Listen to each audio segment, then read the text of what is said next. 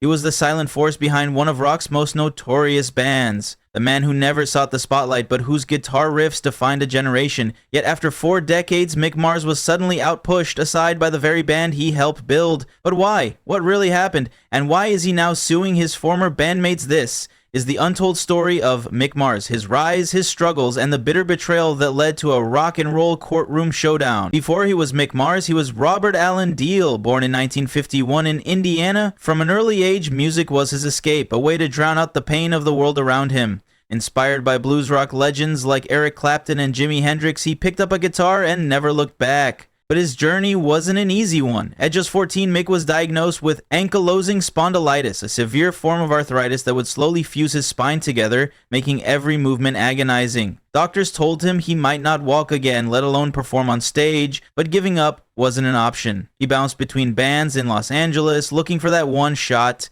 that one opportunity. Then, in 1980, he placed a classified ad in a music magazine. That ad would change rock history forever. Enter Nikki Sixx and Tommy Lee, 2 wild and ambitious musicians looking for a guitarist. When they saw Mick's ad, they called him in for an audition. The moment he plugged in and ripped through a bluesy hard rock riff, they knew they had found their guy. It was Mick who suggested the name MÖTLEY CRÜE, a twisted spin on a phrase he'd heard from an old bandmate. And with that, the wildest band of the 80s was born. With their insane stage antics, glam rock looks, and raw energy, MÖTLEY CRÜE skyrocketed to fame. But behind the scenes, Mick Mars was always different from the rest. While the others indulged in rockstar excess, drugs, alcohol, and chaos, Mick kept to himself, a quiet observer, the man in the shadows making the music sing. As MÖTLEY CRÜE's fame exploded, so did Mick Mars's pain.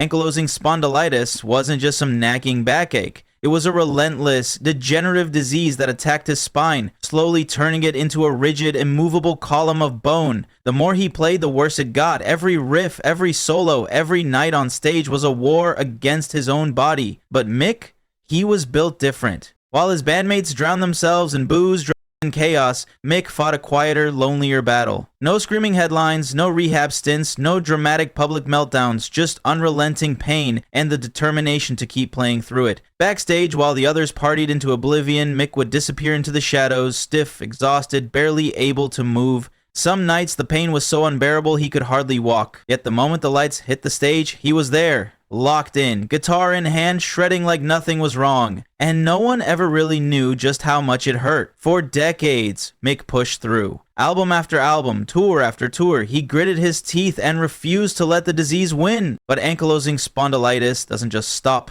It doesn't care how tough you are, how legendary you are. It keeps tightening its grip, inch by inch, year by year. By the time MÖTLEY CRÜE announced their massive comeback tour, Mick was already at his limit. The fire was still there, but his body had reached its breaking point. Then came 2022. After 40 years of carrying the band's sound on his back, through the pain, the madness, and the chaos, Mick Mars made a decision. It was time to walk away. A decision that would change everything. The stadium tour was supposed to be a celebration, a final triumphant victory lap for the legendary rock band. But for Mick Mars, it was anything but. Every night on stage, his body was screaming in agony. The disease that had tormented him for decades was now an unrelenting monster. Every chord, every solo, every movement felt like his spine was shattering into pieces. Mick had spent 4 decades carrying this band, musically, emotionally, and quite literally through his relentless playing. But as much as he loved the music, his body was done fighting, and so he made the hardest decision of his life. Mick pulled his bandmates aside. This tour would be his last. The road had become too painful, and he simply couldn't do it anymore. But one thing was clear, he wasn't quitting MÖTLEY CRÜE. He was just stepping away from the tours. He had no plans to leave the band, no desire to step away from the music they had built together. But then, less than 24 hours later, MÖTLEY CRÜE made a public statement. Mick Mars was retiring, not just from touring,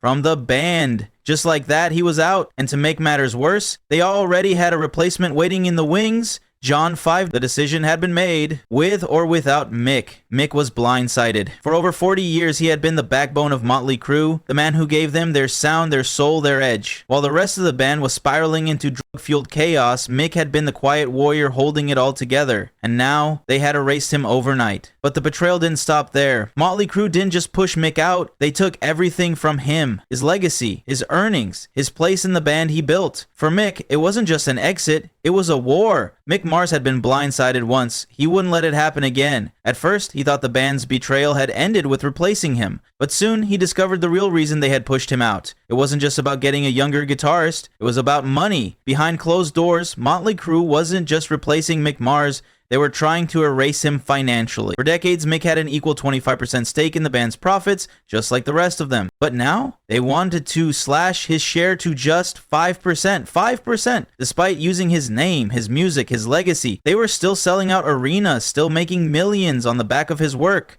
And that's when Mick Mars made a decision no one saw coming. Mick didn't just walk away quietly, he did what every rock star dreams of doing, but few have the guts to pull off. He sued Mötley Crüe. The lawsuit was brutal. Mick didn't just accuse them of cutting him out financially. He pulled back the curtain on the band's darkest secrets. He revealed that for years, Mötley Crüe had secretly used session musicians to record his parts in the studio, behind his back. He exposed how his own bandmates had barely spoken to him outside of business meetings, and he claimed they had been planning to erase him from the band's history for years. Mötley Crüe, of course, denied everything. They called Mick's lawsuit sad and unfortunate. They painted him as a frail, bitter old man who could no longer keep up. But the fans, they weren't buying it. For decades, Mötley Crüe had been the poster boys for rockstar chaos. Drugs, scandals, arrests, feuds, you name it. But Mick? He was the only one who had never caused drama, the only one who had stayed focused on the music, the only one who had sacrificed his health, his body, his life to keep Mötley Crüe alive. And now, they were throwing him away. The lawsuit shook the band to its core. Suddenly, Mötley Crüe wasn't just fighting Mick Mars in court, they were fighting their own history.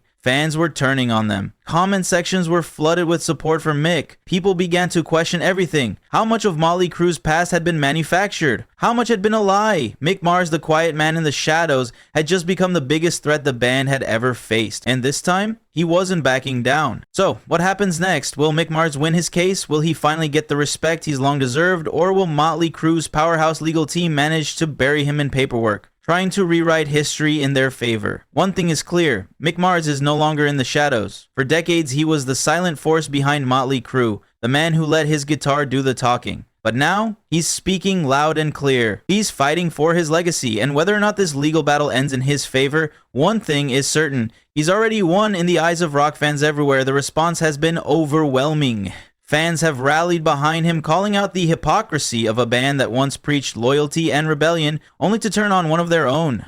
Social media has been flooded with messages of support, reminding the world that without Mick Mars, there would be no Mötley Crüe. The question now is, what do you think? Did Mötley Crüe betray Mick Mars? Was this a calculated move to cut him out? Or is this just the ruthless business of rock and roll? Let us know in the comments below, and if you love rock history, make sure to like, share, and subscribe for more deep dives into the wildest stories in music.